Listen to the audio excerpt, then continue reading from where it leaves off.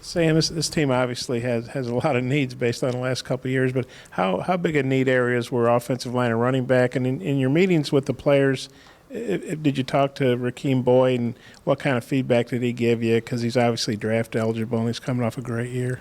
You know, I think you'd probably have to ask Rakim at this point what he's thinking. We want him on the football team. Obviously, he's a wonderful player.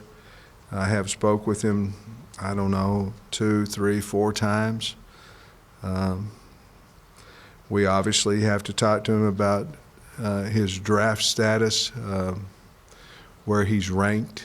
And so we have conveyed that to him, and then he got to decide what he wants to do. We obviously want him to come back and help us and help himself with the draft. As far as offensive line and running back needs, how big a need areas were those? What do you got? Well, there's always a need for both those positions. You know, I don't know that there'll ever be a year that we don't want to take at least 4 offensive linemen and a couple of backs. You know, they're valuable to our football team. So we probably won't oversign at either one of those positions, but we'll probably take at least 4 offensive linemen and possibly 2 backs. Coach, the transfer market, is that something that you guys are diving into pretty aggressively? Are you looking at that? And also, do you expect to hit the junior college markets? Yes and yes. I mean, we're certainly have to leave some scholarships available for transfers, for grad transfers, and right now it doesn't seem to be too big of a problem. You know, we'll fix that when it comes, but we obviously are in the transfer market at different positions, and junior college wise, I never want to go heavy junior college because I think we can build our team young. I just want the best players we can get, and so if we can go into the junior colleges and get 1, 2, 3 outstanding players that we think can change our program immediately, you have to be right on that now. I mean, you have to be correct in your evaluation. But I don't think we'd ever sign a whole huge number of junior college players, just because I believe you have to base your program out of freshmen and start it in the state of Arkansas. Sam, what's your philosophy on getting like preferred walk-ons, and is there some kids in Arkansas that you're hoping maybe to get that route, or might even go back and offer a scholarship at some point? I think we have an opportunity with our university with how we can get kids in that Arkansas needs to go heavy on preferred walk-ons and walk-ons in their program. Matter of fact, I was really shocked at the number of walk-on kids that we have on our team now, and I'm very grateful that they're on our football team, but there really is a large number of walk-ons on our team. And so with that said, I think that's why we're going to put all 10 of our coaches in some part recruiting the state of Arkansas. And you can, if you do that, there's a lot of good things can come out of that, but one of them is I think your walk-on program is going to be much better, and the relationships with the high school coach is going to be better. The relationship with the state of Arkansas is going to be better. So I think to get the walk-on program even better than it is now, I think our coaches have to be assigned to one part of the state. Sam, I just heard, I guess, Jordan Jones announced, I guess he tweeted or something, he's transferring. Is that something you guys talked about? And is that, I mean, were you aware of that? What's your reaction to that?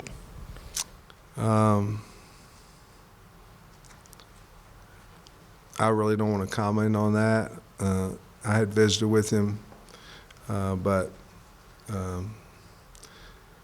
all I'll say is we want players that want to be at the University of Arkansas.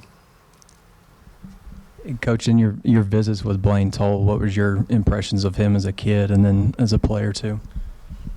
I loved him. They had the best barbecue in the world, and I mean, I don't want to offend anybody. Barbecue, you probably got some good at your house, but maybe you, no. But that barbecue was good, and we went in there and visited with his mom and dad, who are wonderful people, and you can do a lot of things with him. You know, he's got a body.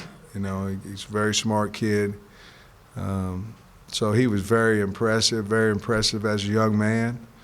Impressive on tape. I know they play a little bit smaller classification ball here in the state, but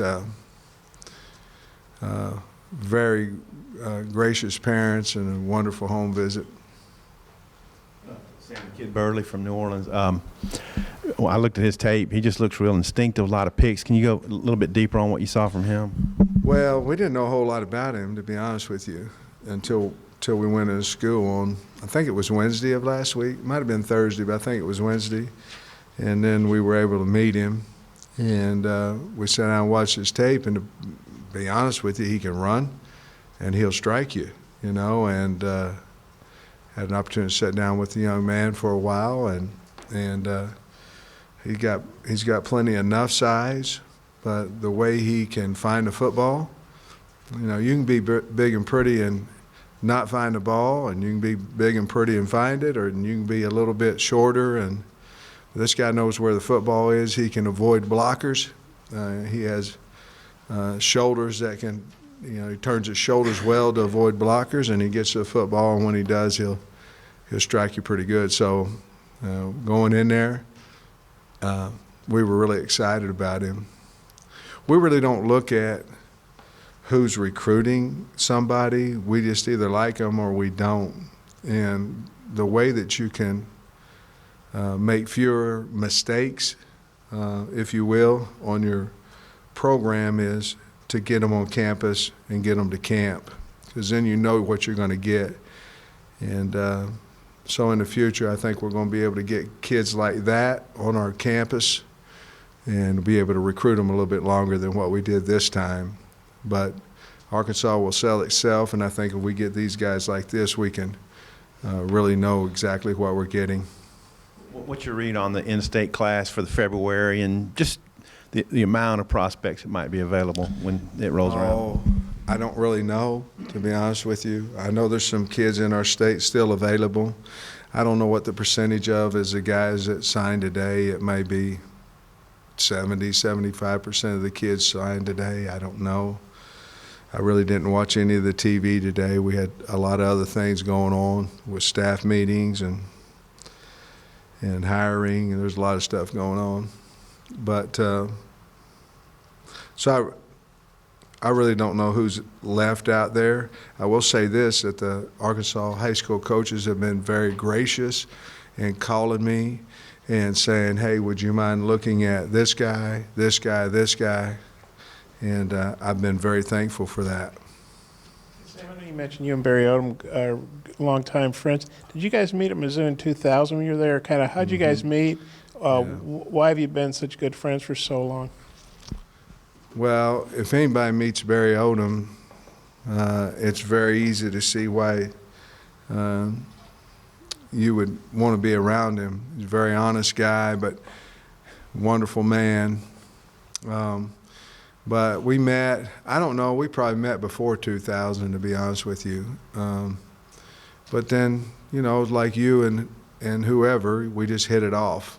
And he kept getting better, and ended up getting a head coach job in Missouri, and we stayed in contact and talk all the time. We talked all the time before I was able to hire him, and so I have a lot of respect for him, but I always have, and over the last however long he's been here, 8 days, 7 days, I don't know how long he's been here, but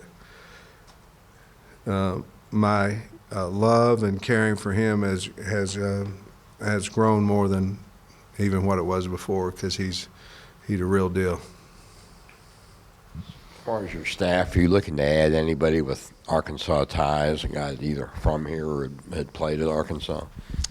I'm not saying that we won't. I have an idea about who we're going to hire, and a lot of that has to do with if I know them or not. A lot of them has to do with where they can recruit. So I don't know that any of the guys have a lot of Arkansas ties. I'm not for sure. The head coach does, but I'm not for sure if any of the other guys do or not. But I do know that we'll have all 10 of them out there and running around the state in the spring. How well did you know Brad Davis before hiring him? And then also, he's an offensive line coach. You're an offensive line coach. How's that dynamic going to work this season? Brad Davis was recruited by me in 1998 to the University of Oklahoma.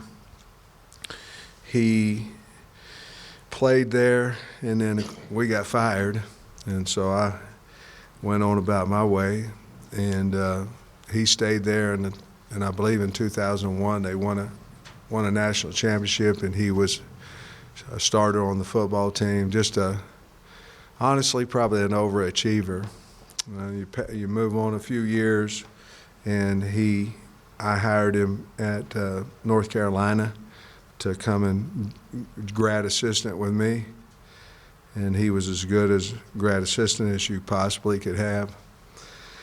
And then he went to Portland State from there, and so he started kind of going up the chain of the coaching world, and along the way, I certainly have been proud of him and all that he's done with going to Florida and going over to Missouri, and in my opinion, he's as good an offensive line coach as there is in the country. And he was actually the first guy that came here when I did, and a great recruiter, a great coach, great man, great family, and he like my son, to be honest with you.